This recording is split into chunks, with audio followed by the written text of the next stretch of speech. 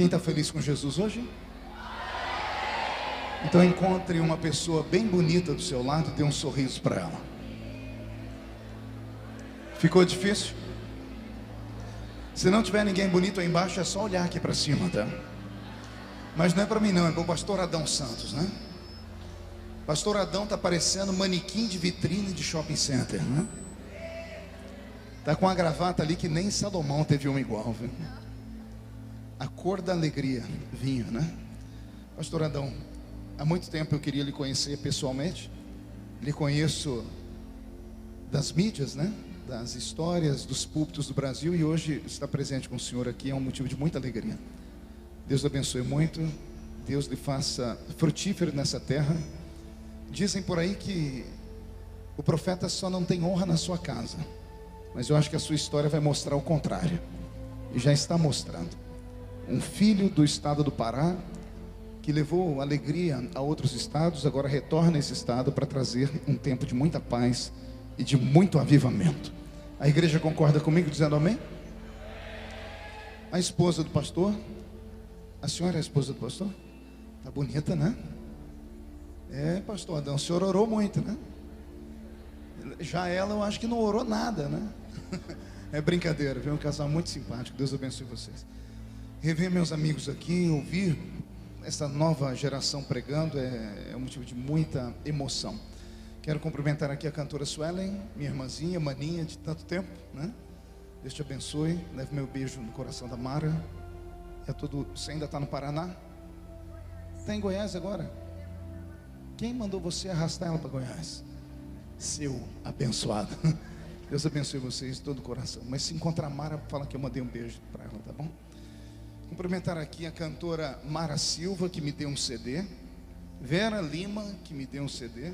E o Robson Santos. Cadê o Robson? O Robson mandou um bilhetinho para mim aqui. Ele quer cantar uma música comigo. Me dá poder de filho. Você gravou essa música? Então nós vamos formar uma dupla. Sepultura e cemitério, tá bom? Alguém trouxe Bíblia nessa noite? Vamos estar em pé em reverência à leitura da palavra. Abra sua Bíblia comigo no livro do profeta Isaías. Livro do profeta messiânico. O capítulo é o de número 43 e o versículo é o de número 1. Eu vou abrir uma exceção para algumas pessoas que estão sentadas porque estão com crianças no colo. Essas pessoas podem permanecer sentadas. Também vou abrir uma exceção para as pessoas que estão sentadas porque estão doentes. Aliás, não vou abrir não. Seja curado já, em nome de Jesus, e se coloque de pé. Agora, os demais que estão assentados, eu não sei qual o motivo. Aquela banda ali tem um grupo, vocês não estão me ouvindo ou não querem ficar em pé mesmo? Ah, estão ouvindo. Vamos estar em pé. É o pessoal atrás de vocês. Olha para trás aí, o pessoal está tudo sentado. E o menino tem 15 anos, a menina tem 18. Que canseira é essa, gente? Isso. Reverência à leitura da palavra. Está escrito assim: mas agora assim diz o Senhor que te criou, a Jacó, que te formou, a Israel: não temas, porque eu te remi, chamei-te pelo teu nome e tu és meu. Quando passares pelas águas, eu estarei contigo. Quando passares pelos rios, eles não te submergirão. Quando passares pelo fogo, ele não te queimará, nem a chama arderá em ti, porque eu sou o Senhor teu Deus, o Santo de Israel, o teu Salvador. E quem crê nesse texto, diga: eu creio. Feche a Bíblia, coloque no banco, na cadeira, na arquibancada e pegue na mão da pessoa mais perfumada do seu lado. Ainda dá tempo. Aperte a mão da pessoa com carinho até ela falar aleluia. Pentecostal que não faz barulho está com defeito de fabricação, não é? Vamos orar. Senhor meu Deus, meu Pai, que majestoso tem sido esse culto. Quão poderosa é a sua presença neste ambiente. Na verdade não era nem necessário mais pregador algum pregar aqui. Os teus servos que usaram o microfone antes de mim trouxeram o céu à terra. E se eu me equivoquei, Senhor, eles acabaram arrastando a igreja até o céu, porque eu senti a sua glória cara a cara. Mas me foi dada a oportunidade de ministrar a sua palavra, e eu não recuo da ordem dada. Mas antes de ministrar a sua palavra, eu lhe faço alguns pedidos. E o primeiro é esse: que o Senhor cerque este ginásio, e num raio de 5 quilômetros, onde houver um demônio alojado, eu dou a esses demônios segundos para sumirem de redenção, porque se não sumirem, serão queimados pelo poder da sua glória, que aqui será derramada. Rasgue os céus sobre esta linda cidade nesta noite. Manda anjos de fogo descerem aqui, que estes anjos desçam trazendo brasas de fogo nas mãos. Comecem a esparramar estas brasas entre nós, e onde houver um crente cheio do Espírito Santo, pega ele nesta noite, Jesus. Toma ela nas tuas mãos nesta noite, e mostra o caminho da verdadeira e poderosa adoração.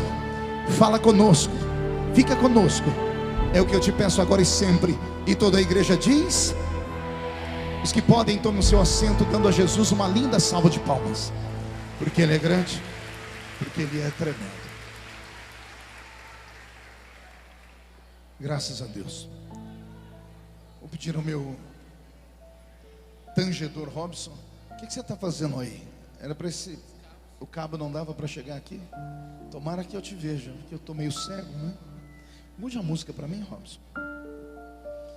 Eu ministro o Evangelho de Cristo desde criança. Eu tinha 13 anos de idade quando agarrei um microfone como esse para pregar pela primeira vez. Hoje, no alto dos 44 anos, eu sei que a carinha é de 50 e o corpinho é de 60. Você ri porque não é você, mas eu não consigo trazer na memória nenhuma lembrança, desde a minha infância até os dias de hoje, de um culto que Jesus tenha faltado à reunião. Meia dúzia, entendeu? Eu vou melhorar a sentença. Eu quis dizer que desde criança até hoje, eu não me lembro de um culto que Jesus tenha sequer chegado atrasado à reunião. Muitas vezes, por motivo de força maior, somos obrigados a chegar no culto depois que ele começa. Às vezes somos obrigados a ir embora antes do culto terminar. Mas Jesus nunca fez isso. Ele sempre chega quando o primeiro crente chega. Ele só vai embora quando o último crente vai embora. Isso quando ele não encontra aqueles crentes maluquinhos, que eu acredito que tem aqui em Redenção, que amam emendar o culto numa vigília. Porque se ele encontrar os vigilheiros, ele fica com eles até o sol raiar. Ele deixou na sua palavra uma promessa dizendo: esta é a minha igreja, e as portas do inferno não prevalecerão contra ela. Quem pertence a esta igreja pode dar um grito para acordar a cidade toda. Maravilha. Nesses mais de 30 anos ministrando a palavra do Senhor, a experiência não me falta. Todavia, anda me faltando a paciência. Eu acho que a idade vai chegando, a maturidade vai chegando, e vai chegando junto a ranzinzice. Estou ficando meio ranzinza. Por exemplo, eu não suporto estar pregando e ver pessoas andando, porque eu não consigo imaginar uma pessoa que serve a Deus, que vem para um culto como esse, e tem um outro compromisso melhor do que esse, para sair, principalmente na hora da palavra, né? A não ser, é claro, que você vá trabalhar. Se você for trabalhar, não tem problema. A não ser que você tenha uma diarreia daquelas desenfreada.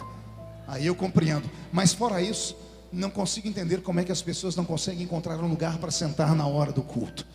Aqui não é a casa da mãe Joana. Tem aparência de ginásio, mas se transformou no santuário do Deus vivo já tem muito tempo. Nestes anos, pregando a palavra de Deus, eu aprendi algumas coisas e ando ensinando. E uma das coisas que eu aprendi foi essa: entrar na igreja, qualquer um entra, até cachorro entra, basta encontrar a porta aberta. Mas entrar no culto, aí não é qualquer um. Não, demorou cair a ficha? Eu vou falar de novo. Entrar na igreja, qualquer um entra. Agora, entrar no culto, na presença dele, adorando a ele, falando com ele, ouvindo a voz dele, aí não é para qualquer um. Aí é só para aqueles que têm fome e sede da justiça. Quem tem fome e sede da justiça aqui, dá mais um brado de vitória, por gentileza. Eu prometo que não vou me delongar, até porque as horas já se foram. Mas eu tenho algo de Deus para falar ao seu coração. Talvez não seja aquilo que você queria ouvir, mas com certeza é aquilo que você precisa e vai ouvir. A Bíblia Sagrada é um livro antigo. Fico às vezes imaginando por que alguns crentes olham e dizem assim: poxa, por que o pastor repete a pregação? Cantor pode repetir o hino, às vezes mais de uma vez no culto, mas o pregador, quando ele repete uma pregação, as pessoas ficam furiosas. E não sei por quê. Porque se não fosse para repetir, a palavra não estava escrita na nossa mão. Eu li a Bíblia inteira pela primeira vez, de capa a capa, aos 9 anos de idade. Eu era coroinha na igreja católica e me apaixonei por esse livro. E aí eu vejo pessoas dizerem que as pregações não podem ser repetidas. O apóstolo Paulo, escrevendo uma de suas cartas, disse assim: eu não me canso de repetir a vocês as mesmas coisas. Dias desses, eu ouvi um crente velho, não um velho crente, tem uma distância entre os dois. Existe o crente velho e o velho crente. O velho crente é aquele que pode cair o mundo à esquerda e o outro, o restante do mundo, à direita, e ele não é abalado por nada. Mas o crente velho é uma tristeza. E esse que veio falar comigo era um crente velho. E ele falou para mim assim: pastor, lá na igreja onde eu pastoreio, eu não estou mais com muita vontade de congregar aqui com o senhor não. Eu disse: por que não? Ele disse: olha, o senhor é uma referência, um dos grandes pregadores do Brasil. Congrego com o senhor já tem uns 4 anos, mas nesses últimos 4 anos, eu só devo me recordar na igreja que o senhor pastoreia de umas 2 ou 3 mensagens. Isso significa que as suas mensagens aqui não são tão boas quanto as que o senhor prega pelo Brasil. Quando ele terminou de falar, eu disse assim para ele: olha, nesses últimos 4 ou 3 anos, eu também me lembro de ter viajado somente para uns 2 ou 3 países do mundo e ter comido uma comida que eu não esqueço mais. A comida foi boa, era diferente, mas o que me sustentou nesses 3, 4 anos não foi aquela comida diferente, foi o arroz com feijão. Foi a comidinha simples que a gente come todos os dias nos cultos da igreja. Quando algum irmão vier falar para você assim, que o pregador não estava com nada, que a palavra não estava com nada, repreenda ele e diga assim: a palavra não volta vazia. Não importa quem esteja no púlpito pregando, o que vai te abastecer para o dia do arrebatamento não é essa pregação de hoje aqui. Essa aqui é apenas uma comida diferente. O que vai te dar a sustentação é o que você ouve na sua velha igrejinha, daquele pastor, daquele presbítero, daquele diácono, de domingo a domingo. Então dê valor às coisas pequenas. Posso ouvir mais um glória a Deus? O livro do profeta Isaías traz no capítulo 43 2 revelações. Na verdade, revelações que eu as transformo nessa noite em 2 poderosas promessas. Eu disse 2 poderosas o quê? Não ouvi. Queria ouvir mais uma vez. Só para eu ter certeza que estou pregando no lugar certo. Há alguém aqui nesta noite que tem uma promessa de Deus na sua vida que ainda não se cumpriu? Então eu estou no lugar certo e a mensagem tem endereço. Isaías, no capítulo 43, está diante do Eterno. O Eterno, assim chamado Deus de Israel, chama o profeta para uma conversa, desabafa com ele momentos antes. O livro do profeta Isaías é um livro de desabafos. Quem já leu os seus 66 capítulos sabe muito bem o que eu estou dizendo. Do primeiro capítulo ao capítulo 39 deste livro, Deus desabafa com Isaías, arrependido de ter criado Israel. Nos primeiros 39 capítulos do livro de Isaías, da angústia, é só ais e uis.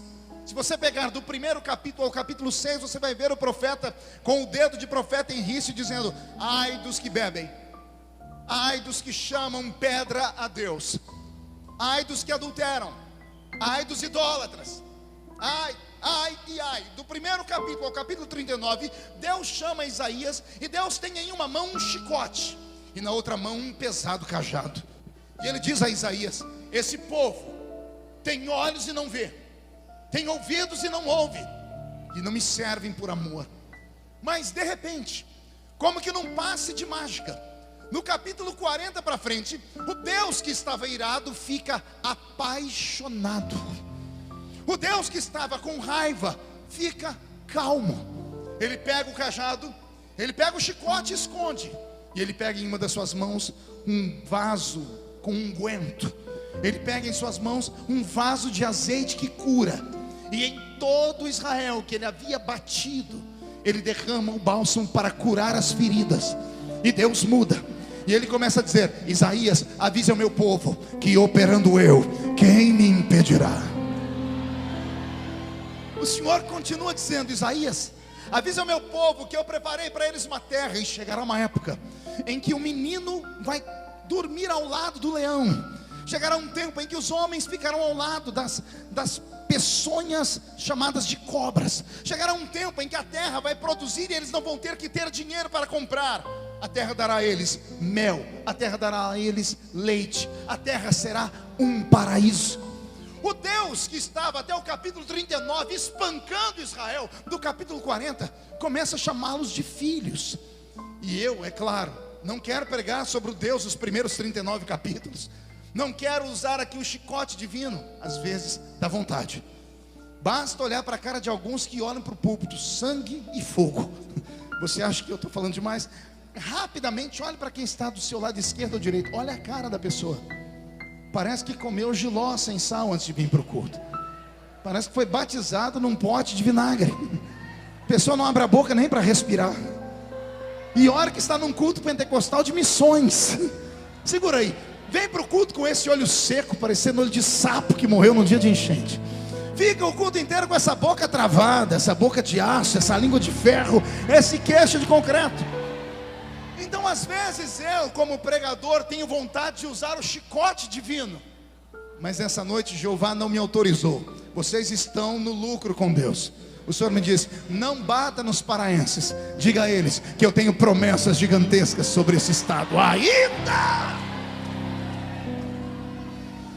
No capítulo 43, como eu disse, há duas revelações, há duas promessas.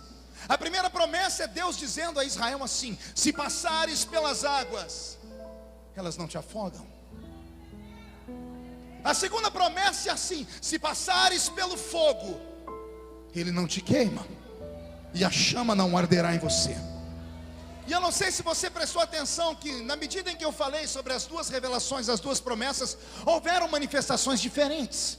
Quando eu disse: se passar pelas águas elas não te afogam, a igreja vibrou mais. Quando eu falei: se passares pelo fogo a chama não te queimará, a igreja vibrou, mas vibrou menos.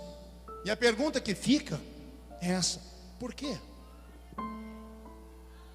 E a resposta está com esse pregador. Porque aqui existem duas palavras. Uma palavra pode ser compreendida, absorvida e entendida pelo intelecto natural. A outra só pode ser entendida por homens e mulheres que, mesmo pisando nesta terra, estão com o rosto e a mente no céu. Não entendeu? Vou melhorar. Parte desta revelação pode ser compreendida pelo homem natural, pelo homem comum. Mas a outra parte da revelação só pode ser compreendida por pessoas que não são normais, por homens e mulheres que são anormais, por homens e mulheres que estão neste mundo, mas não são desse mundo. Que se a trombeta do arrebatamento tocar agora, e daqui de dentro só dois subirem para o céu, um sou eu, quem é o outro? Deixa eu ver. Somente esses podem compreender o teor da segunda parte da promessa aqui. A primeira promessa tem a ver com água, a segunda tem a ver com fogo. A primeira promessa tem a ver com água, a segunda tem a ver com...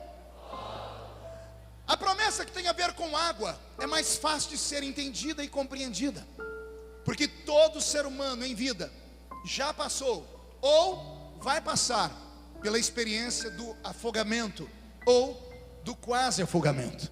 Quer ver? Quem aqui já quase se afogou na vida? Levante a mão para eu ver. E os que não levantaram a mão estão com medo de ser excluído pelo pastor da igreja, que vai ver esse DVD depois, vai falar: ah, você quase afogou, então você foi no mar, tomou banho de rio, na piscina, na praia. Não é nada disso. Nem todo mundo afoga indo no mar ou na piscina. Às vezes a pessoa se afoga em casa tomando um copo d'água. Quem aqui já tomou um copo d'água e a água entrou por onde não devia? E graças a Deus a gente tem o nariz, porque se não tem o nariz a gente afogava mesmo. A gente acaba engasgando, e no engasgamento a água sai pelo nariz. Todo ser humano passa pela experiência do afogamento em vida. Então, quando Deus está dizendo assim: Isaías, avisa o meu povo que se passar pelas águas, elas não afogam eles. Deus está dizendo: Isaías, o meu povo é especial. Todo o meu povo é especial. E por serem tão especiais assim, eu falo na altura em que eles podem me compreender. Há um grupo no meio do meu povo, Isaías, que só pode entender quando eu faço promessas racionais, quando eu faço promessas que fazem sentido, quando eu faço promessas que a mente deles não tem que imaginar ou pensar muito, como essa, de passar pelas águas. Por que nós demos glória a Deus quando eu falei e li o texto, se passar pelas águas? Quando eu recitei agora há pouco, a igreja vibrou. Por quê? Já te explico cientificamente. Aqui no seu cocoruto, atrás da sua cabeça, existe um aparelhinho, um órgão chamado cerebelo. O cerebelo seria o HD humano. No cerebelo estão armazenadas as suas memórias. E essas memórias às vezes são ativadas inconscientemente. Como assim, pastor? Você não ouve uma música do Feliciano Amaral há 580 anos, mas de repente um episódio, um irmão que você revê na rua, uma melodia de uma música traz a memória, e você ouve a música sem ela estar tocando, e você é transportado para o culto daquele dia que você participou daquele culto. A sua mente inconsciente, ela armazena todas as memórias possíveis. E todas as vezes que o seu ouvido registra uma palavra, esta palavra vai até o cerebelo. E o cerebelo trabalha numa velocidade infinitamente maior do que todos os computadores do mundo juntos. E ele busca essas memórias. E quando você ouve uma palavra e essa palavra faz sentido, automaticamente falando, antes do pregador terminar de falar, as pessoas estão assim, ou estão dizendo glória a Deus, e alguns estão de pé, batendo o pé no chão. Às vezes o pregador nem terminou a pregação e as pessoas já compreenderam. Por quê? O seu inconsciente foi ativado, e o seu espírito disse à sua mente: pode acreditar nisso, que isso aí é verdade. E quando você ouve algo que faz sentido, automaticamente você reverbera e diz glória a Deus. Nós somos tendenciados a responder de maneira afirmativa aquilo que nós cremos e acreditamos. Amém até aqui? Quando Deus diz: se passar pelas águas, elas não te afogam, Deus está dizendo assim: Isaías, existe uma parte do meu povo que eu só posso fazer para eles promessas que eles consigam compreender de maneira rápida, racional, sem nenhum tipo de obstáculo. Existe um povo, do meio do povo, que só acredita em coisas que podem ser tocadas, que só acredita em coisas que já aconteceram com outras, que só acredita em coisas que podem facilmente ser absorvidas pela sua mente. Por exemplo, você está num culto da igreja e o pastor Adão está pregando debaixo de uma inspiração divina, e no meio da pregação ele diz assim: assim diz o Senhor, crê no Senhor Jesus e será salvo tu e a tua casa. Por que você deu glória a Deus? Ah, pastor, porque a palavra é tão bonitinha. A Bíblia toda é bonita. Mas por que algumas palavras que são lidas a gente reverbera e grita na hora? Porque o seu inconsciente é ativado. Quando o pastor Adão supostamente disse: crê no Senhor Jesus e será salvo tu e tua casa, o seu espírito absorveu esta palavra, e inconscientemente a sua alma viajou no tempo. E mesmo não se lembrando, o seu espírito quis dizer a você: você conhece alguém que já foi salvo, alguém da sua família já foi salvo, alguém da família do seu amigo foi salvo, e se Jesus salvou aquela, vai salvar a sua também. E por isso nós reverberamos dizendo: eu creio, e damos glórias a Deus. Amém? É uma mensagem que qualquer crente pode receber. Diga: qualquer um pode receber. Outro exemplo de promessa simples: você está no culto, pastor Adão está mais inspirado ainda, e ele libera a seguinte palavra: eis que o anjo do Senhor acampa ao seu redor e te livra de todo o mal nesta noite. Por que você deu glória a Deus? Porque a palavra é bonita? Não, você deu glória a Deus porque o seu espírito recebeu uma mensagem subliminar. O seu cerebelo disse assim para ele: pode acreditar nisso aí, Porque ontem você foi livre de um acidente. Há 2 semanas atrás alguém ia te matar. Aquilo que as pessoas chamam de sorte ou de quase, para o crente não existe sorte nem quase. Para o crente não existe coincidência. Para o crente existe cristocidência. Você sabe que não foi obra do acaso, foi a proteção de Deus sobre a sua vida. Posso ouvir um amém por essa palavra? Então levante a mão direita para o céu comigo. Coloque no ombro do seu irmão e diga assim para ele no pé do ouvido: esta palavra faz parte de uma promessa simples, que qualquer um pode ouvir, porque qualquer um pode acreditar. Respire fundo agora e aperte o cinto. Robson, mude a música. O Eterno resolve mudar a promessa, e ele sai da água e vai para o fogo. E ele diz: mas existe uma parte de homens e mulheres na igreja, muito obrigado. Existe um grupo de homens e mulheres no meio do meu povo que estão prontos para ouvir promessas loucas, promessas absurdas, promessas incríveis, promessas espetaculares, promessas que homem natural não crê, não consegue compreender, e por isso dá gargalhada delas. Mas existe alguém no meio do povo do Senhor que está preparado para ouvir coisas que os ouvidos naturais não ouviram. Aí vem Deus e diz: se passar pelo fogo, a chama não queima você. Percebeu que só aquela irmãzinha deu glória a Deus? Eu repeti a palavra do fogo, eu já estou ensinando e explicando, mas só ela deu glória a Deus. Eu já explico, era natural isso. Porque quando você ouve passar pelo fogo e não se queimar, não faz sentido. O seu cerebelo busca experiências e ele não encontra. A única que ele vai encontrar é a velha história de 3 moços que foram jogados em uma fornalha e sobreviveram sem que o fogo os queimasse. Qual o nome deles? Não, isso aí é apelido babilônico maldito. O nome deles é Ananias, Misael e Azarias. Os únicos 3 homens da história da humanidade que andaram no fogo e não foram queimados. Ei, escute, eu não estou falando de pessoas que andaram no fogo e sobreviveram a ele. A promessa não é passar pelo fogo e sobreviver ao fogo. A promessa não é sobreviver com queimaduras de 1º grau, de 2º ou de 3º grau. A promessa é: se passar pelo fogo, a chama não queima você. Antes de continuar, deixa eu te falar aqui um pouquinho sobre o fogo. O fogo é o elemento mais poderoso do universo. Por isso que quando Deus é aclamado na Bíblia Sagrada por inúmeras vezes, a Bíblia relaciona Deus a fogo. Hebreus capítulo 12, Deus é um fogo devorador. O fogo é o elemento mais poderoso do universo. Ele evapora a água, ele queima a madeira, ele queima o plástico, ele derrete o ferro. O apóstolo Pedro, na sua 2ª encíclica, ele diz que a terra e os elementos que existem nela agora, um dia serão derretidos pelo fogo.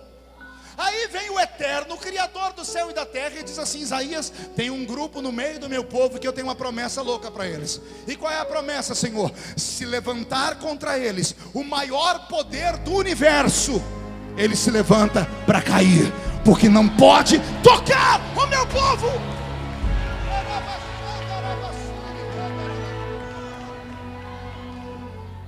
A minha barba se arrepiou inteirinha. O céu se abriu. Ouça a revelação divina.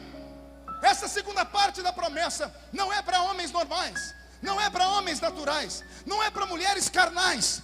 A segunda parte dessa promessa é só para seres humanos que estão cansados de uma vida comum, cansados de uma vida nesta terra. Homens e mulheres que leem a Bíblia Sagrada e ao terminar de ler, abaixam a cabeça e com desdém diz: está errado, porque aconteceu e não acontece mais. Se aqui está escrito que Deus é o mesmo ontem, hoje e será eternamente o eterno Criador. Porque há 10, 20 anos atrás, em uma reunião como essa, não era necessário 200 pregadores e nem 100 cantores. Bastava um ungido ou uma ungida. Bastava alguém que não tinha a metade do intelecto que eu tenho, que não tinha a metade da instrumentalidade que tem nos nossos CDs, Suelen. Bastava eles com uma sanfoninha e um pandeiro. E no meio do louvor, do hino 15 da harpa cristã, estava o Deus Salvador se manifestando no meio da igreja. Por quê?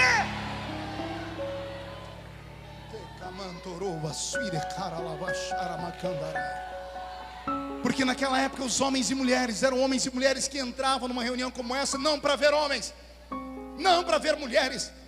Não entravam numa reunião como essa apenas para dar um abraço, ou tirar uma fotografia, ou dar um beijo no rosto, ou levar uma lembrança, ou um souvenir. Não! Os crentes só tinham 3 lugares para ir: igreja, sua casa e o trabalho. Em qualquer outro ambiente nós éramos rejeitados. Em qualquer outro ambiente o crente não era bem-vindo. Nem nas festas de aniversário da nossa família ímpia o crente não ia para lugar algum. Como o crente não ia para lugar algum, ele tinha tempo para ler a Bíblia. Ele tinha tempo para ler Abacuque. Hoje o nosso povo só sabe ficar no Facebook.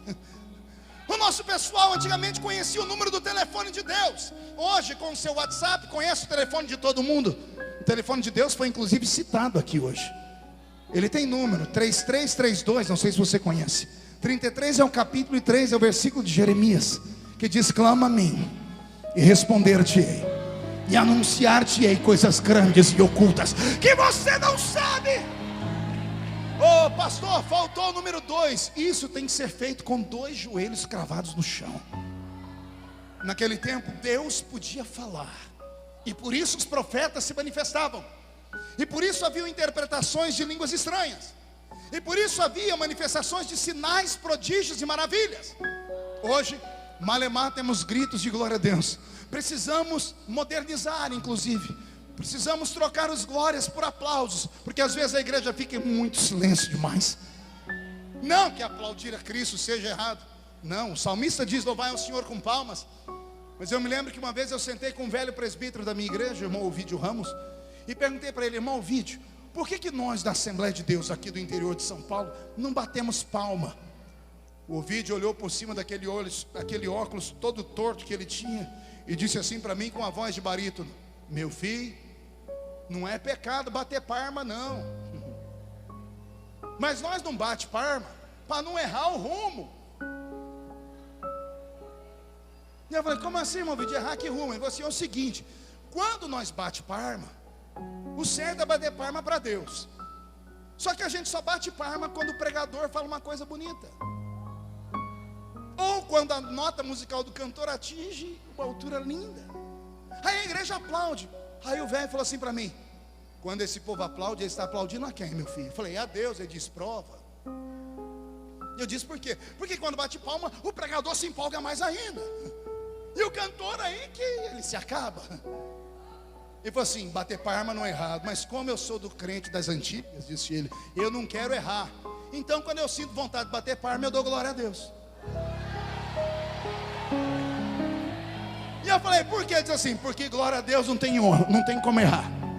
Não tem outro Deus na terra, só tem um. Quando você dá glória a Deus, o glória sai na horizontal e vai para a vertical.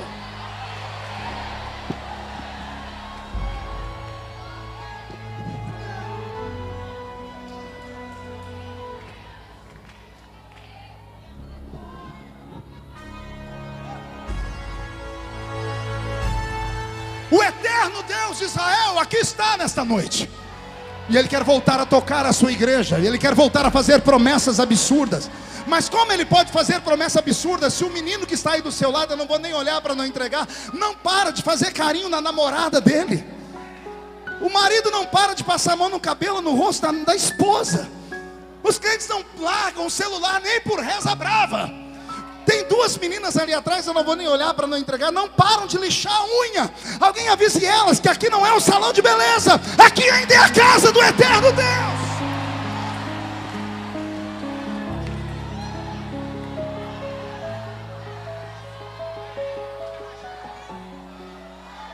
Deus só faz promessa louca para quem é louco também. Eu quero saber se tem algum louco aqui. Se tem algum louco, não grita não, dá um berro de glória a Deus para acordar o Pará.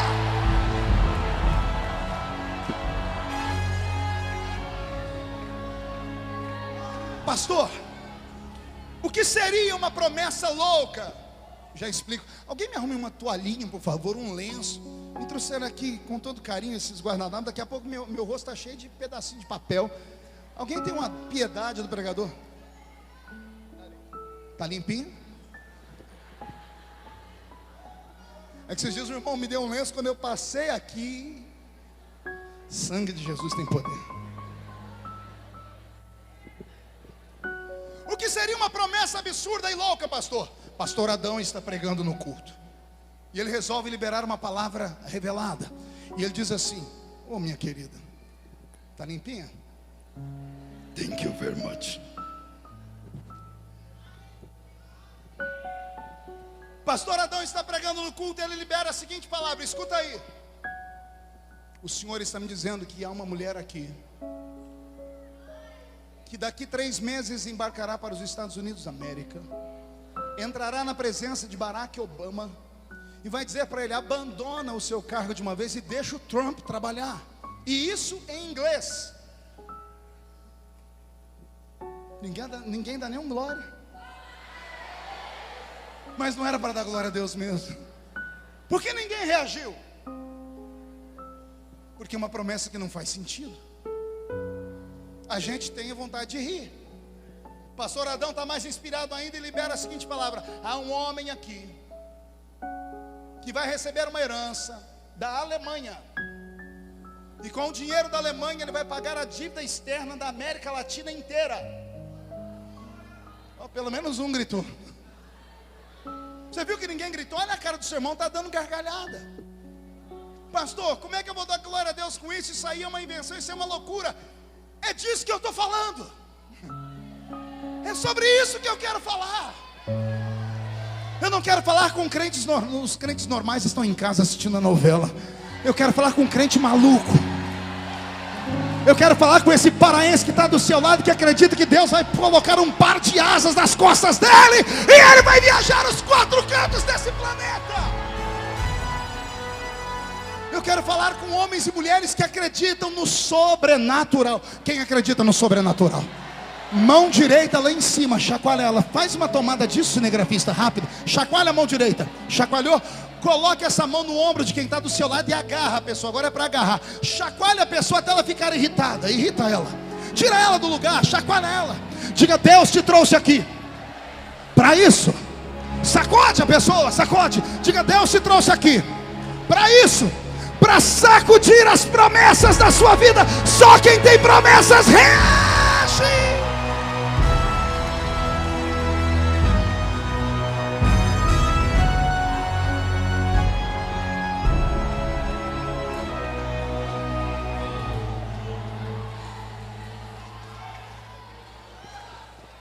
Eu estava pregando na igreja Batista da Lagoinha. Terminou o culto, eu estava lá embaixo, na mesa com os meus materiais. Chegou um mineiro bem matuto perto de mim, e ele disse assim: ô pastor, eu senti de te dar um presente. E eu falei para ele: eu senti de receber, me dê logo. Ninguém sente de dar mais nada para nós, é uma tristeza. E o mineiro enfiou a mão numa sacolinha de plástico e tirou uma caixa de paçoquinha embrulhada. Até hoje eu não entendi esse mistério, mas eu estava morrendo de fome, desembrulhei uma paçoquinha e comi. E eu vou usar o idioma de Minas para falar da paçoquinha. Ô trem bom, sou. Quem já comeu paçoquinha embrulhada aqui? O trem é bom ou não é? Tem algum mineiro aqui? Olha, essa raça dominou o mundo. Todo lugar que eu vou do mundo tem um mineiro. Eu cheguei em Nagoya há poucos dias atrás, no Japão. Eu estou lá no Japão e eu levantei na congregação, perguntei: tem algum mineiro aqui? Não levantou um de zóio rasgado? Ô pastor, eu falei: uai, mas você é todo... Eu falei: não, eu sou da 3ª geração, estava no Brasil, vim para cá, mas eu nasci lá em Minas Gerais, sou. O mineiro olhou para mim, eu olhei para ele, estou comendo a paçoquinha e ele deu o golpe. Ô pastor, o senhor pode orar por mim? Eu já estava com a paçoquinha na boca, não tinha como voltar. Eu falei: depois da paçoquinha eu faço qualquer coisa para você. Eu falei: você quer oração pelo quê? Ele disse: ô pastor, ontem à noite eu fui numa vigília. Aí eu enfiei a paçoquinha na boca para não ter uma crise de riso. Mas eu não sou gente. Eu falei: você foi aonde? Ele: numa vigília. Eu enfiei a paçoquinha de novo, que eu já ouvi falar de vigília. Vigília era a primeira vez. Eu falei: e daí? Ele falou: e daí, pastor, que não era vigília de crente normal, não. Era vigília de crente doido. Eu conheço vigília de crente doido. Mas eu queria ouvir da boca dele. Eu falei, o que é uma vigília de crente doido? Ih, pastor, é aquelas vigílias que quando o Espírito Santo desce, os crentes parecem que recebem o espírito do Bruce Lee, uai. E eles ficam... Eu falei, e daí? Ele falou, e daí, pastor? E daí que lá pelas tantas, levantou um profeta doido. Eu conheço profeta doido, de vigília de crente doido. Mas eu queria ouvir da boca dele. Eu disse, o que é um profeta doido, meu filho? Ih, pastor, aqui esse profeta que quando vem profetizar pra gente, quase mata a gente do coração, uai. Mas por quê? Uai, pastor, eu estava encostado na parede da igreja, olhando para o púlpito. Eram umas 4 da manhã. E o senhor sabe, né? A vigília é assim, ela sobe e desce. Ele quis dizer, tem a hora que o fogo cai, o povo dança, daqui a pouco quieta todo mundo. Aí quando está todo mundo querendo dormir, vem um doido e grita, eita Deus, aí o fogo pega de novo. Ele falou, pastor, quando eu estava lá escorado na parede, foi esse momento, estava todo mundo quieto, pastor. E lá vem o profeta, pastor, o profeta em vez de vir de frente, veio de costa. Foi, e aí? E aí, pastor, que ele veio e botou a mão no meu ombro. Eu falei, que eu quase tive um desarranjo. Eu falei, porque ele botou a mão no seu ombro? Não, pastor, que ele botou a mão no meu ombro e não deu tempo de eu virar, uai. Eu, por quê, meu filho? Uai, pastor, quando eu fui virar, ele falou assim, homem! Ai, ai, ai, aqui esse profeta espalhafatoso, né? Eu falei, e aí? Foi aí, pastor, quando eu voltei para a terra, eu olhei para a cara do profeta, ele estava se chacoalhando todo. Ele agarrou a minha mão direita, pastor, e disse para mim, homem, entra tu comigo nessa carruagem de fogo agora.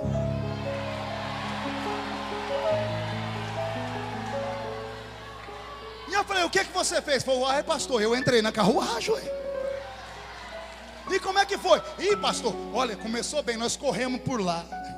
Eu achei que ele ia parar, ele engatou uma outra marcha e corremos na frente do púlpito. Ele correu do outro lado. Nós rodeamos a igreja umas 2 vezes. Pastor, eu achei que estava bom. O profeta não mirou a rua. Eu falei, e aí? E aí, pastor? Eu estava na carruagem, não tinha como descer, ué.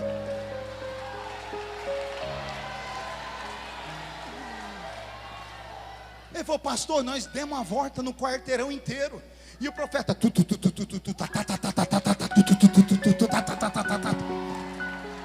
pastor, chegou uma hora que eu falei, não tem jeito, estou na carruagem, vou cavalgar. E eu entrei com ele, era manto para cá, manto para lá, e dava glória lá, e o aleluia de cá. Pastor, o profeta resolveu entrar na igreja de novo. Eu falei, e você? Falei, pastor, eu estava na carruagem. Entrei atrás. Quando estava no meio do corredor, chegando no púlpito, pastor, o profeta brecou e me empurrou, que eu saí catando cavaco no chão. Pastor, eu parei, não sabia o que tinha acontecido, parei de falar em línguas, olhei para trás e lá estava o profeta, com a mão na cintura assim, o dedo indicador assim, e a cabeça assim. E ele falou assim, homem, olha o que eu faço. Eu te tomo pela tua mão direita, e eu te levo para lá, para cá, para lá, para cá. Eu te levo para um giro na terra.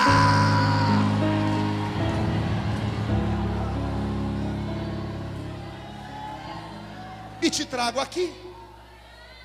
Homem, contempla à sua frente a rampa do palácio do Planalto, porque eu te colocarei entre os príncipes e reis da terra. Eu amo a criatividade profética. Tem pessoas que não conseguem compreender as manifestações proféticas porque não conhecem a cultura pentecostal. O espírito sujeito ao profeta é o espírito do profeta. O profeta recebe a mensagem, filho, vem cá, vem cá. O profeta recebe a mensagem, chega na pessoa e pode dizer assim, o irmão está preparado? Deus mandou dar uma mensagem. Fecha os olhos. Aí o profeta começa, ai, ai, ui, profetiza. A pessoa se emociona toda. Ou o profeta pode simplesmente fazer assim, irmão, Deus me falou que vai acontecer isso, isso, isso na sua vida. Ou o profeta pode dizer assim, irmão, me procura amanhã que eu tenho algo para te entregar. Ou o profeta pode simplesmente fazer assim, não vou falar a Deus. E pronto, obrigado. O que eu quis dizer, o espírito sujeito ao profeta é o espírito do profeta. O Espírito de Deus não se sujeita a ninguém. Eu amo a criatividade profética. Esse profeta foi criativo. Ele fez como alguns profetas da Bíblia. Isaías andou 3 anos pelado na terra para falar sobre como Deus enxergava Israel na sua nudez, no seu pecado, na sua vergonha. Eu amo a criatividade profética. Mas quando esse mineiro acabou de falar para mim, eu me emocionei. Vocês não vibraram quando eu terminei a profecia? Eu também. Só que quando eu dei glória a Deus, eu fui olhar para o profeta, para o mineiro. O mineiro teve uma crise de riso. Ele contou e começou a rir, que a barriga dele balançava. Não entendi porque ele está rindo. Eu enfiei a mão no meu paletó, peguei um cartãozinho de visita e anotei o número do meu celular. E eu entreguei para ele. Disse para ele assim: olha, pega. E ele parou de rir, olhou e falou: que é isso, pastor? Eu falei: é o meu celular particular. E ele: nossa, eu vou ter seu número. Eu disse: vai. Ele falou assim: para quê, pastor? E eu falei: para quando você subir a rampa, uai. Para quando você rodear a terra, uai. Lembra de mim quando entrar no seu reino, homem. Porque eu creio em profecias malucas. Todavia, quando eu acabei de falar, o mineiro, ao invés de dar glória a Deus, abaixou a cabeça. Quando ele levantou, os olhos dele marejaram de lágrimas. E ele, com a voz embargada, passou a falar assim para mim: Suelen, o senhor acredita mesmo nisso? E eu falei: por que não acreditaria? Ele disse: pastor, eu vendo doce nas esquinas de Belo Horizonte para levar comida para minha família. Eu não sei ler, não sei escrever. Eu moro numa casa que a porta da frente não tem fechadura, é escorada com uma cadeira de fórmica. Só eu e quem tem mais de 35 sabe o que é fórmica. Pastor, você acredita que um homem como eu, banguelo, pobre, analfabeto, um dia vou subir a rampa e vou rodear a terra? Quando ele disse isso, preste atenção. Quando ele disse isso, ele conseguiu atingir o meu intelecto. E eu olhei para ele como homem natural e disse: faz sentido. Como é que esse homem um dia pode chegar em algum lugar sendo pobre desse jeito, sendo analfabeto? E quando eu fui concordar com ele em espírito, o Senhor fez uma coisa que só quem é espiritual acredita. Pastor Adão, Deus me arrebatou em sentidos. Sumiu tudo na minha frente. Sumiu o mineiro, os mineiros, a igreja, os carros. Escute. Segure só, escute. Eu olhava e não via nada. Eu estava em um lugar que não era nem escuro e também não era claro. Não tinha luz, mas também não tinha escuridão. Eu estava no meio do nada. E de repente eu olhei para o chão, houve uma explosão. E dessa explosão, um edifício começou a nascer. Sabe quando você vê em filmes, quando uma casa está sendo construída rapidinho, quando eles aceleram a câmera? Daquele jeito. Eu vi um edifício sendo construído e eu fui olhando para a altura dele. Quando eu olhei bem alto, lá em cima foi colocada uma placa brilhante escrito Hilton Hotel. Eu olhei para baixo porque me chamou a atenção que lá no 8º ou 9º andar tinha um homem de gravata e terno. Eu não consegui enxergar o rosto dele porque eu estava aqui embaixo. Quando eu olhei para o homem, o Senhor me transportou para dentro do quarto dele. E eu fiquei atrás do homem. E eu via tudo que o homem via. À direita do hotel eu via o estádio de Wembley. E lembrei do lugar. Eu disse: isso aqui é Inglaterra, é Londres. Eu vi a cidade, luz iluminada, a cidade britânica mais cara do mundo iluminada. E uma voz falou para mim: se lembra? Eu não consegui responder, porque quando eu fui responder, o edifício se desconstruiu. E eu fui como que em queda livre e apareci no chão, no nada. E na minha frente, agora não estava mais um homem, porque o homem ficou menor, se tornou um adolescente. E ele tem nas suas costas uma mochila. Dentro da mochila tem um facão de cortar cana.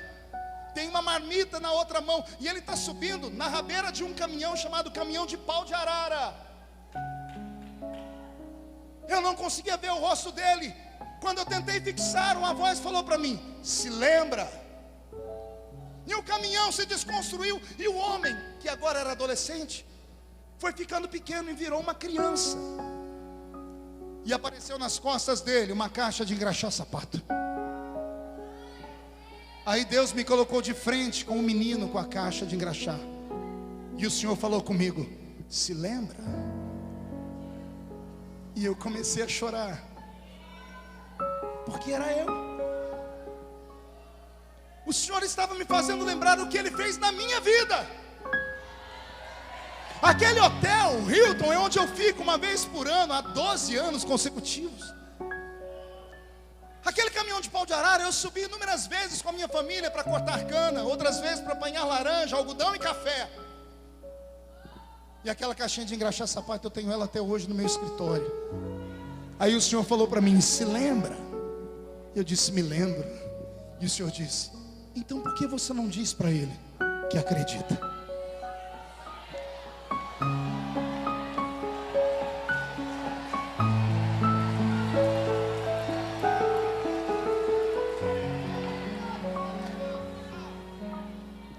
Eu me emociono até hoje quando me lembro da minha história.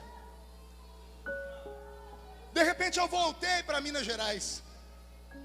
Estalei os olhos e está um mineiro na minha frente chorando. Eu levantei o queixo dele tremendo. Eu disse: pare de chorar. Chacoalhei ele e disse: homem, se foi o meu Deus que falou, se foi o meu Deus que falou que você vai subir a rampa do palácio, se foi o Deus que fez a estéril ser mãe de filho, o Deus que pavimentou um caminho no meio do mar para Israel passar a pé enxuto, o Deus que na falta de um profeta usou a boca de uma jumenta para falar, o Deus que transformou as moléculas de um machado de ferro em isopor para ele flutuar em cima das águas, só para mostrar a um profeta que ele era Deus, o Deus que usou a capa de um profeta para dar um ministério prodigioso e dobrado para o outro, o Deus que fez o relógio de Acai girar ao contrário, o Deus que fez o sol e a lua pararem para Josué ganhar a batalha. Se foi Ele quem falou, quem viver verá para ver se cumprir a promessa.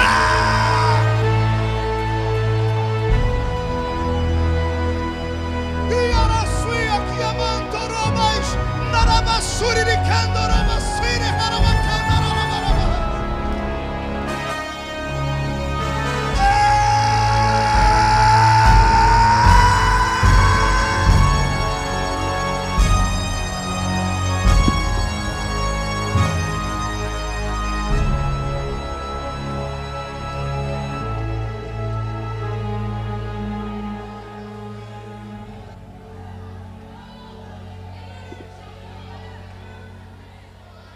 Quem foi que disse que Deus se esqueceu daquela promessa louca que Ele te fez? A minha missão nesta noite é simples, é só fazer você relembrar das promessas que Ele fez. Porventura você pode me falar alguma promessa que Ele tenha feito e não tenha cumprido?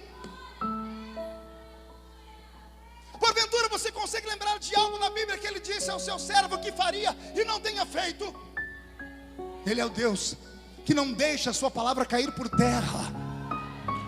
Ele fez uma promessa a um profeta, o profeta morreu. Eu não sei se Deus havia se esquecido, Senhor me perdoa, não me fulmina, ou se Ele queria mostrar o poder dele. Mas o profeta chegou no seio de Abraão com 13 milagres feitos. Ele pediu a porção do espírito de Elias. Elias fez 7 milagres em vida. Eliseu está num canto lá do seio de Abraão com a cara murcha. Alguém está perguntando: qual é o seu problema, Eliseu? Deus me fez uma promessa e não cumpriu. Como assim? Ele prometeu porção dobrada do espírito do meu Senhor, e em vida só 13 milagres aconteceram. Vão chamar Deus de mentiroso.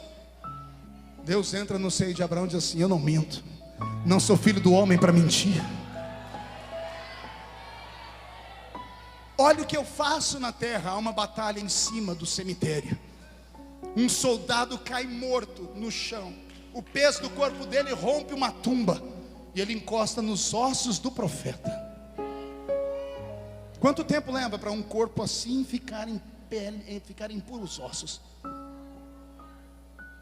A promessa levou tempo para se cumprir, mas de repente o homem morto ressuscita, porque encostou no osso de um profeta que tinha uma promessa. Eu vim aqui te dar um recado de Deus. Saia daqui tranquilo nessa noite. Não se assuste com o diagnóstico do médico. O câncer, a AIDS ou qualquer outra doença incurável está ouvindo o profeta falar. Doenças incuráveis, esta pessoa sobre qual você está tem uma promessa. E se esta pessoa tem uma promessa, essas pessoas estão imortalizadas até que se cumpra as promessas na vida delas. Você não entendeu? Eu vou repetir. Passa o céu, passa a terra, mas a palavra dele não passa jamais. Quem viver verá, para ver Deus te coroar. O que foi que ele te prometeu? Foi as nações? Pede e eu te darei as nações por herança. Foi as nações que ele te prometeu. Ele prometeu colocar você num pássaro de aço e te fazer cortar o Oceano Atlântico, o Índico. Foi isso que ele prometeu. Ele prometeu te transformar no maior fazendeiro ou garimpeiro do estado do Pará. Ele prometeu que você ia ser governador desse estado. Pois anote, você não morre até que esta palavra se cumpra, porque Deus não faz promessa louca pra gente normal.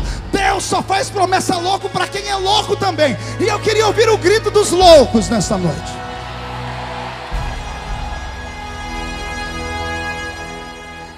Se você tem uma promessa de Deus, por que você vai deixar que o medo te atormente? Eu vi um louvor hoje que a pessoa diz assim: eu não sou mais escravo do medo, eu sou um filho de Deus. Ouviu aí? Eu não sou mais um escravo do medo, porque eu sou um filho de Deus. Quem é filho de Deus aqui? Então murcha essa barriga, estufa esse peito, faz cara de quem tem autoridade, fecha as duas mãos, pisa nesse chão com violência, agarra o diabo pelo chifre, escancara a cara dele no chão, diga ao estado do Pará que você está renascendo nesta noite, porque você tem promessas.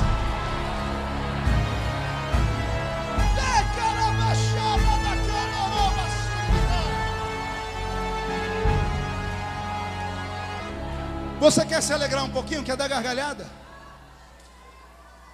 Sabe como é que os meus amigos pregadores e cantores mais íntimos começaram a me chamar nos últimos 6 meses? De Highlander. É isso? Highlander. E eu falei pro primeiro: o que é isso? Você nunca viu um filme do Highlander? É um camarada que você enfia a faca, você dá um tiro nele, tudo, ele cai e levanta, não morre. E a história do filme é que se arrancasse a cabeça dele, ele morria. Arrancaram a cabeça e o homem viveu de novo. Deu um jeito de agarrar a cabeça e colocar no lugar. Foi como assim? O senhor não morre de jeito nenhum. Enquanto a gente toma tiro de revolvinho 22, o senhor toma tiro de mísseis. E quando todo mundo diz assim: morreu o Feliciano, ó, o Feliciano de novo dando trabalho. Pergunte por quê? Eu tenho promessas. Eu tenho promessas que ainda não se cumpriram. Toda vez que o diabo vem para cima de mim, eu vou para cima de Deus. Eu não sou trouxa de ir para cima do diabo. Eu vou para cima do meu pai. Eu vou para o colo dele, choro, jejuo, subo a montanha e diz: o Senhor me fez uma promessa. Quem tem uma promessa aqui? Quem tem uma promessa? Então reage, pelo amor de Deus. Agarra a depressão, chuta ela para outro lugar. Agarra a síndrome do pânico, manda para os quintos dos infernos. Bate no peito, diga: eu tenho promessas. Olhe para o seu amigo e diga: eu vou vencer. Esta semana, meu Deus, será um final de semana marcante na sua vida. Deus começa a dar sinais. Quem viver verá. Esse será o ano da reviravolta na sua história, porque você tem promessa. Quem tem promessa grita, quem tem promessa faz barulho. Quem tem promessa tira o pé do chão.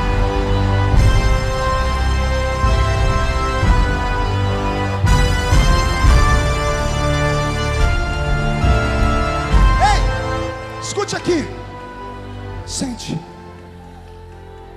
Ignore os que debocham dos seus sonhos. Muda a música, Robson. Ignore esses falastrões, essas faladeiras. Ignore esses crentes que te medem de alto a baixo pela roupa que você veste, pela rua que você mora. Ignore essas pessoas que te acusam do seu passado. Ignore as pessoas que te criticam porque você imita o trejeito de um pregador ou de um cantor, quem quer que seja. Ignore-os. São pessoas que nunca fizeram nada. São pessoas que queriam ter a sua ousadia, a sua coragem, e não tem. E não tem ousadia e não tem a coragem porque não tem a promessa. Porque Deus só faz promessa para quem é ousado. Deus ama gente atrevida. Deus ama gente que falta uns parafusos na cabeça. Você está entendendo? Agora eu estou falando só para penteca, só para quem é pentecostal do manto.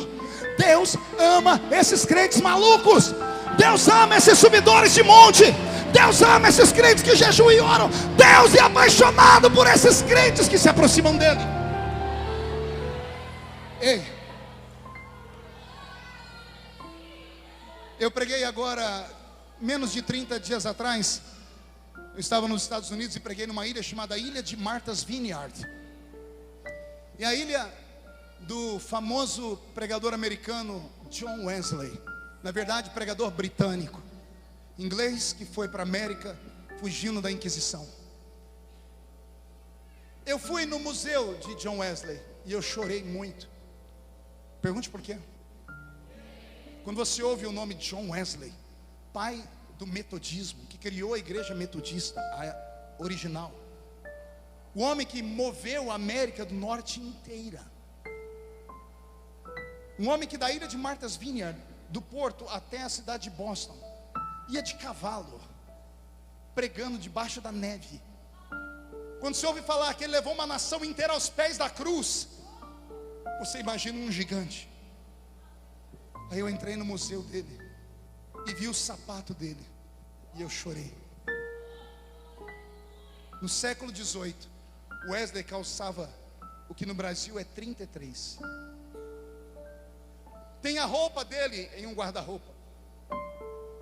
Um homem com menos de 1,5 metro de altura,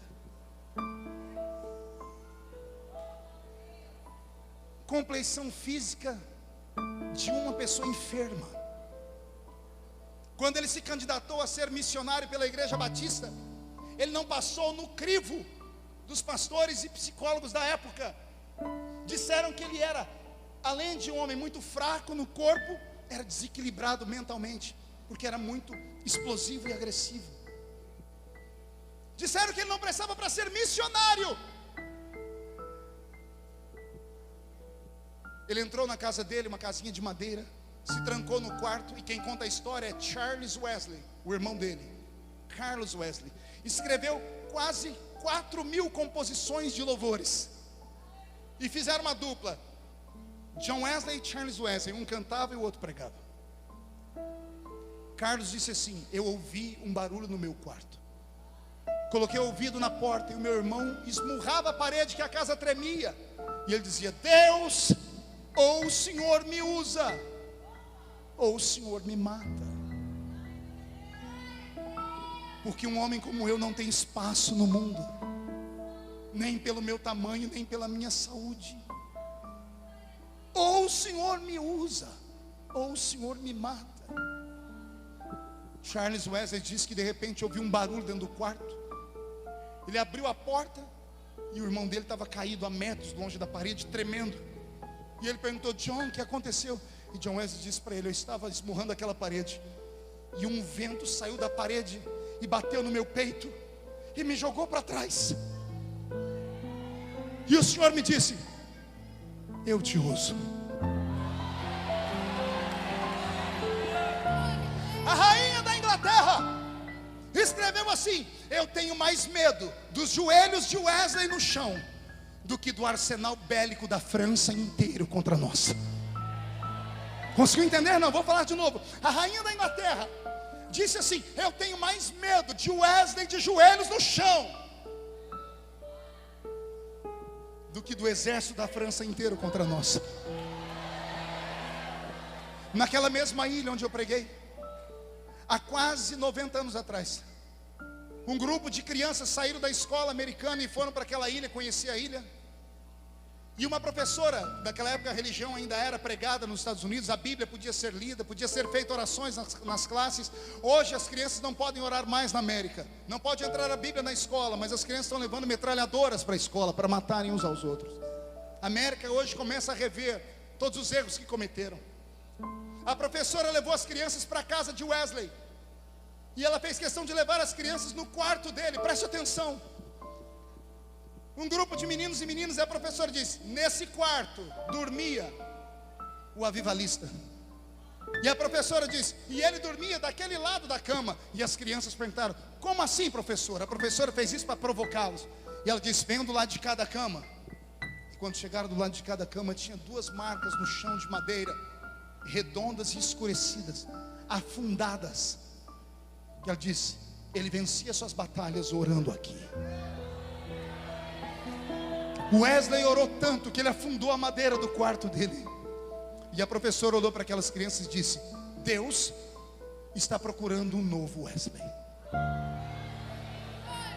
As crianças saíram para o almoço, para um piquenique.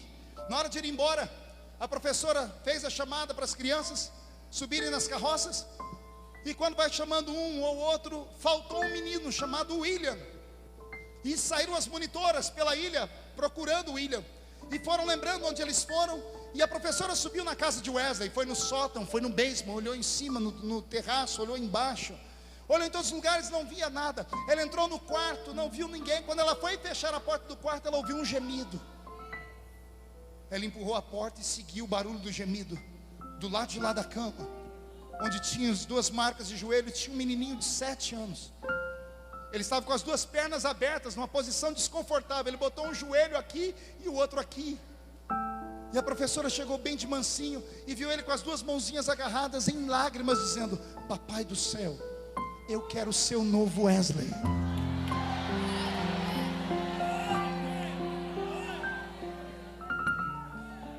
O William ainda é vivo. Chama-se Billy Graham. Billy Graham. O casamento gay foi aprovado em quase todos os estados americanos. No estado onde o pastor Billy Graham mora, estava para ser votada a lei, porque lá é por estado. Ele chamou um canal de televisão. Ele já tem mais de 90 anos, está com mal de Parkinson. E ele, tremendo todo, olhou para a câmera e disse: quero falar com os meus irmãos. Se eu ainda sou um homem de Deus, essa lástima não entrará no meu estado. Eu convoco todos os crentes em Jesus a não aprovarem isso. E não aprovaram a lei no estado dele. E ele diz: enquanto eu for vivo, o meu estado não conhecerá o pecado. Consegue imaginar isso em pleno século 21?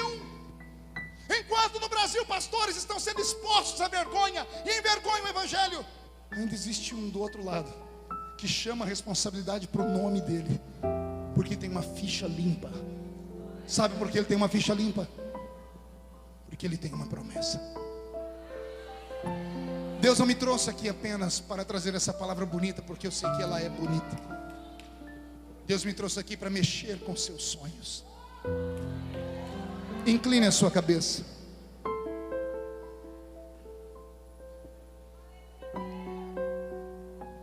Me fale de você.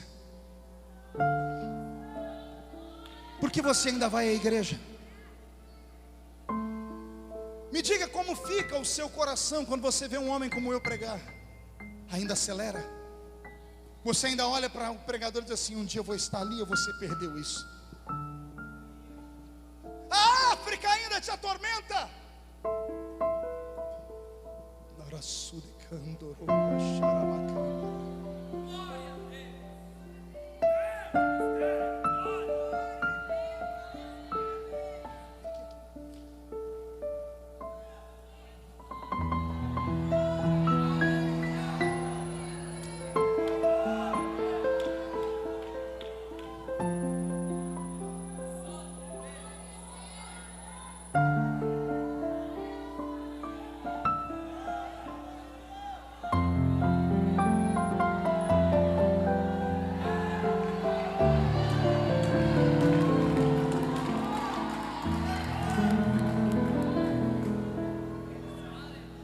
Deus das promessas está aqui. Fique de pé comigo.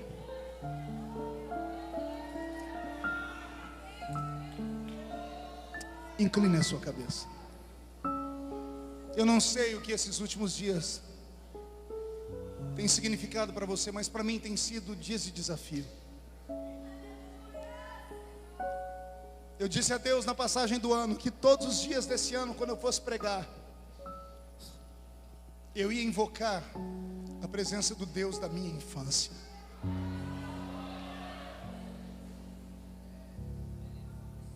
As pessoas perguntam para mim: como é que o senhor não para? Por que o senhor não para? Eu disse: os meus pés estão fincados em uma rocha.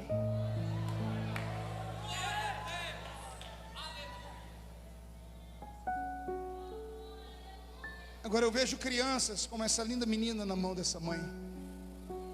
Eu vejo bebês. E eu fico imaginando em que igreja essas crianças vão congregar daqui 10 anos, se Jesus não voltar. Eu estou envelhecendo. A minha geração está envelhecendo. Não são só gritos de uma mente boa. É preciso mais do que isso. É preciso paixão. Eu reconheço que de longe sou um bom pregador. Eu conheço muitos bons pregadores e eu não sou um deles. Diante de Deus, falo isso sem demagogia. Eu não consigo me ouvir pregando. Eu nunca ouvi um DVD meu, nem uma fita minha, porque eu sou perfeccionista. Eu vejo amigos pregarem. Eu vi esse garoto que pregou aqui antes de mim. Que talento, que oratória bonita, que retórica. E as pessoas falam: então o que o senhor tem que quando o senhor fala a gente chora? Os cultos que o senhor prega é uma bagunça de emoções. A gente grita, vai ao delírio e começa a chorar. Por que acontece tudo isso? Eu digo: porque essa é a minha chamada. É provocar a minha geração. É dizer para você que o Deus do menino da Vila Tatu é o Deus dos irmãos de redenção. É o Deus dos irmãos de Xinguara. É o Deus dos irmãos do estado do Pará. É o Deus dos pobres. Deus não precisa do seu dinheiro. Deus não precisa da sua capacidade humana. Deus só precisa de um coração quebrantado. E geralmente o coração só é quebrantado quando ele é violado, quando ele é violentado. Só pode entender de compaixão quem precisou dela. Só entende de misericórdia quem precisou dela. E esta nossa geração tem que ser uma geração cheia de glória, mas cheia de misericórdia. Misericórdia com alguém assim. Feche os olhos. Eu vou fazer um convite. Só um. E eu vou pedir para que ninguém saia antes da bênção apostólica. Eu queria aqui perto de mim só os sonhadores que foram violados. Só gente que se machucou ou te machucaram. Só gente que tinha sonhos grandes, chamada profética, ministerial, e foram sepultados.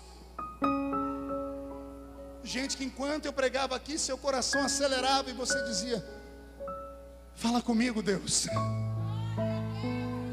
E o Senhor me mandou te dizer: estou falando.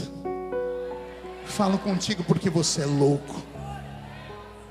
Eu quero orar por esses homens e mulheres que acreditam ainda que Deus pode cumprir as promessas.